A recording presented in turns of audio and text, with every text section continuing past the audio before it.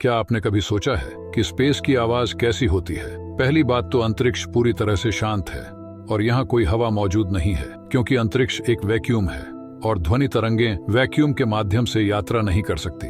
लेकिन फिर भी अंतरिक्ष में मौजूद रेडियो वेव्स द्वारा वस्तुओं की आवाज को सुना जा सकता है और वैज्ञानिकों ने इसी तरह स्पेस से आने वाले रेडियो वेव्स को साउंड वेव्स में कन्वर्ट किया। तो चलिए अंतरिक्ष में मौजूद उन रहस्यमयी आवाजों को सुनते हैं।